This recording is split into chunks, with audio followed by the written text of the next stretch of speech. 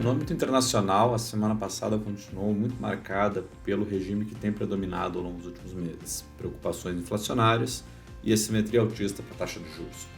Caso dos Estados Unidos, que até chegou a ver nos dias da semana anterior um certo arrefecimento nas pressões altistas de juros, conforme o discurso de alguns membros do FONC contemplava a possibilidade de uma pausa em setembro do ciclo de aumento. Essa semana que passou trouxe um news flow negativo adicional. Primeiro, alguns outros membros voltaram atrás no discurso, voltaram a afirmar elevações de forma consistente, de modo a colocar a inflação na meta. E também tivemos surpresas inflacionárias em algumas regiões do mundo, em especial na Europa, o bloco como um todo surpreendendo em termos de número de inflação, e alguns países com variações muito elevadas, como foi o caso da Alemanha. Essa dinâmica levou a reprecificações altistas nas taxas europeias e acabou tendo spillovers sobre as taxas americanas também, que voltaram a precificar uma taxa de elevação de juros, um ritmo de elevação de juros nos Estados Unidos bastante substancial.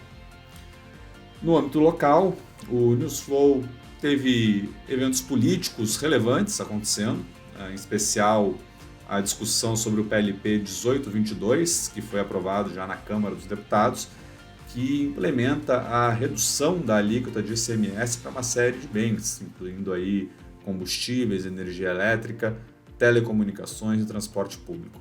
A ideia do projeto é considerar esses bens como essenciais e, pela Constituição, bens considerados essenciais têm uma alíquota máxima de ICMS de 17%, que é bem inferior à alíquota vigente para esses produtos.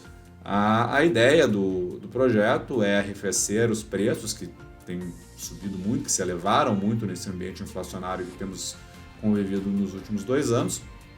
E também, é claro, há um elemento político presente dadas as proximidades com as eleições. A contrapartida, que é um projeto que tem um custo em termos de arrecadação para os estados bastante substancial, e a dúvida sobre a possibilidade de algum desequilíbrio financeiro ser gerado. É claro que os estados também tiveram aumentos substanciais de arrecadação ao longo dos últimos 2 anos, justamente pelo processo inflacionário que temos vivido. Nesse contexto, o mercado reagiu de acordo, em especial às expectativas de inflação, dado que essa redução de alíquotas tem um impacto baixista substancial nos preços. Chegamos a ver estimativas de 1,5 ponto até algo perto de 2 pontos de redução no IPCA desse ano com base nessas medidas.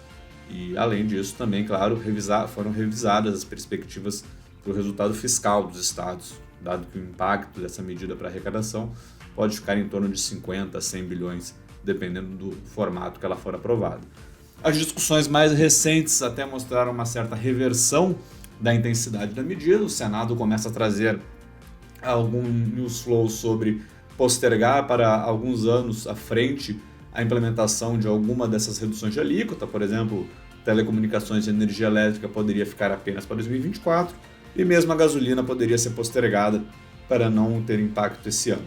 Então, ainda há bastante incerteza quanto ao real impacto que essas medidas trarão, mas vale frisar que elas não mudam o contexto geral da inflação. Continuamos vendo pressões altistas, de modo que, se não houvesse nenhum efeito dessas medidas no horizonte, nós estaríamos trabalhando aqui na Quantitas com um cenário de inflação para esse ano perto de 10%. Mas, dado a intensidade dessas medidas, podemos ver 1 ponto a 1,5 ponto sendo retirado, levando essa projeção para 8,5% a 9%.